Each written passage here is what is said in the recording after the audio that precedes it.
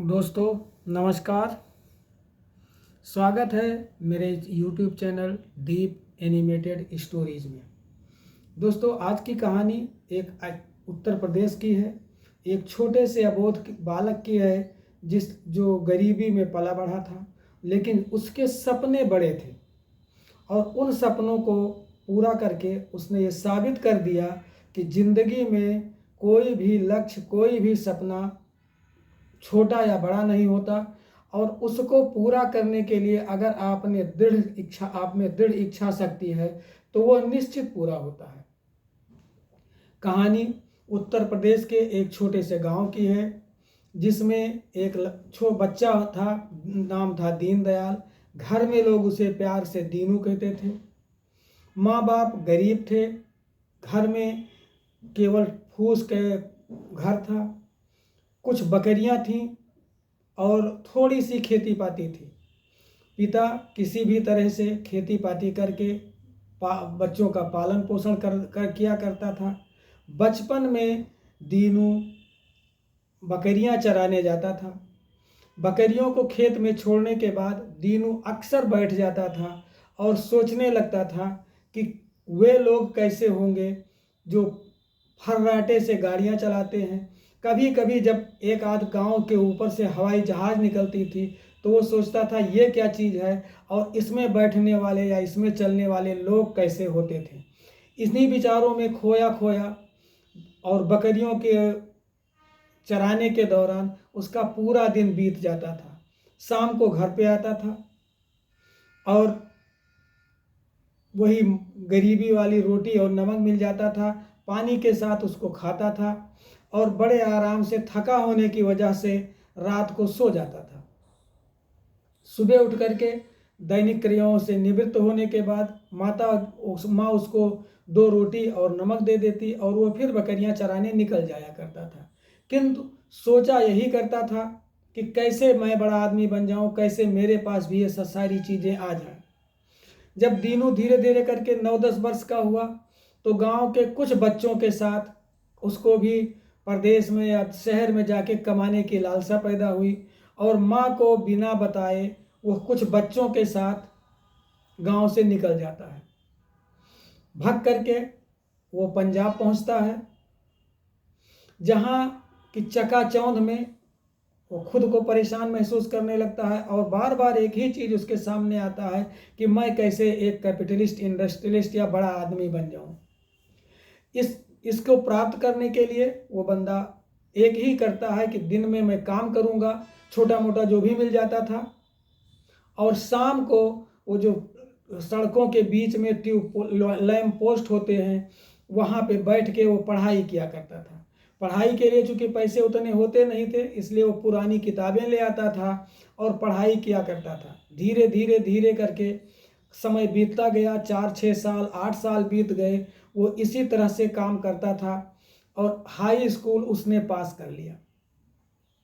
एक दिन की बात है, वो लैंप पोस्ट के नीचे बैठ करके पढ़ाई कर रहा था और उधर से एक पुलिस वाला गुजरा।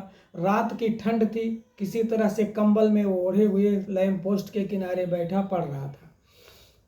पुलिस वाले ने जब उसको देखा तो पुलिस वाले के मन में कुछ विशेष लालसा पैदा हुई कि देखा जाए ये बच्चा क्या कर रहा है।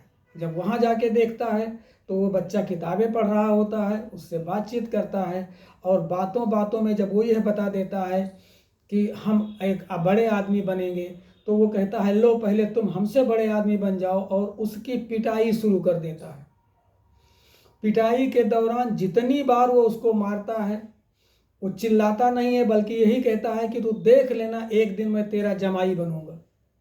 फिर वो और गुस्सा होता है और पिटाई करता है और फिर वो कहता है देखना मैं तेरा एक दिन जमाई जरूर बनूंगा और बन के दिखाऊंगा। समय बीता, दीनू एक सेठ जी के संपर्क में आया। सेठ का बेटा जो है वो एक उच्च पदस्थ अधिकारी था और इस दौरान दीनू ने अपना 12वां भी पास कर लिया। दीनू का उनके घर आना जाना हुआ और एक छुट्टी में जब सेठ जी का बेटा आया जो कि किसी कंपनी में उच्च अधिकारी था, उन्होंने दीनू से उसकी बात कराई। बच्चे को 6-7 दिन की छुट्टी थी। दीनू के कार्यों से, दीनू के बात से, दीनू के व्यवहार से और दीनू की खास करके लगन से और उसके स्वप्न से वो अधिकारी बहुत प्रभावित हो जाता है और ले जा कर के उसको अपने कार्यालय में एक छोटी सी क्लर्क की नौकरी दिला देता है। दीनू की ज़िंदगी अच्छी चलने लगती है और पास पड़ोस के लोग भी उसे अपना बच्चे की तरह मानने लगते हैं। दीनू जा कर के एक छोटा सा कमरा ले लेता है और उसमें रहने लगता है। रहने के दौरान पास पड़ोस के लोग उससे परिचित हो जाते हैं और तब तक उस ग्रेजुएशन भी कर लेता है। धीरे धीरे उसका प्रमोशन भी हो जाता है एक अधिकारी के पद पे।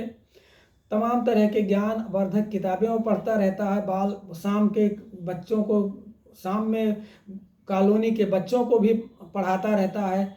और इस दौरान उसकी बगल में ही रहने वाली एक लड़की, जिसके पिताजी भी एक अच्छे अधिकारी थे, उनसे संपर्क हो जाता है। बच्चे के, दीनू के व्यवहार से प्रभावित हो करके वो कहते हैं कि क्यों ना हम अपने बेटी की शादी इससे कर दें। दीनू कुछ नहीं बोलता है, लड़की को देख लेता है। लड़की चूँकि बगल में रहती थी, उसके हाव भाव से परिचित था और वो उस दीनू के हाव भाव से परिचित था। दोनों की शादी तय हो जाती है। और पंजाब में एक विशेष प्रथा है कि लोग फूलों से गजरा सजा करके दूल्हे का मुंह बंद किया जाता है ऊपर से, जिसको हम लोग अपनी उत्तर प्रदेश की भाषा में मौर कहते हैं, लेकिन वहाँ पे ये फूलों की माला होती है जो पहनाई जाती है। शादी के दौरान फेरे पड़ रहे थे। पंजाब की परिस्थितियों के हिसाब से लोग उसको गिफ्ट करने आते हैं और गिफ्ट करने के दौरान दूल्हे का जो चेहरा होता है फूलों का, उसको हल्का सा हटा करके उसका चेहरा देखा जाता है। दीनू जब अपने ससुर जी के मित्र के जो कि थे और उसको गिफ्ट देने आए थे, जब चेहरा उठा के देखता है तो ये वही पुलिस वाला होता है जिसने इसकी पिटाई की थी और इसने कहा था एक दिन मैं तुम्हारा जमाई बनूंगा। जब वो कहता है बेटा तुम कैसे हो, क्या कर रहे हो, पूरी बातचीत होती है तो बताया कि सर आपने मुझको नहीं पहचाना। पुलिस वाला कहता है मैं कैसे पहचानूंगा, आप तो हमारे मित्र के जमाई हैं, उनकी वजह से तो पहचानता हूं, लेकिन पहले हमारा आपका कोई रिश्ता था ना नाता था।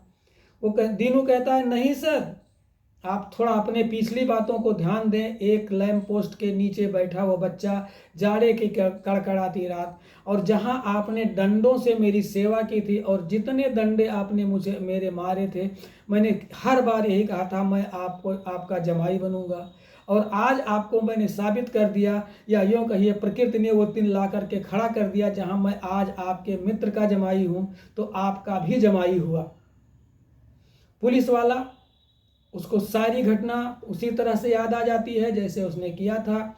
उसने कहा बेटा जीवन में मैंने बहुत व्यक्ति देखे, लेकिन इतनी कटु बात बोलते किसी को नहीं सुना था, और आज तुमने वो चीज़ साबित कर दिया। दोस्तों, कहानी का से केवल इतनी बात है समझ में आती है कि अगर हमारे इच्छा शक्ति दृढ़ है तो हम हर उस चीज़ को प्राप्त कर सकते हैं जो मैंने चाहा है। शर्त इतना है कि आपको अनुशासित जीवन रखना पड़ेगा, उस लक्ष्य को प्राप्त करने के लिए कर्तव्य करना पड़ेगा। कहानी आप लोगों को कैसी लगी है हमें ज़रूर बताइएगा, वही हमारी मुख्य प्रेरणा होगी। नमस्कार।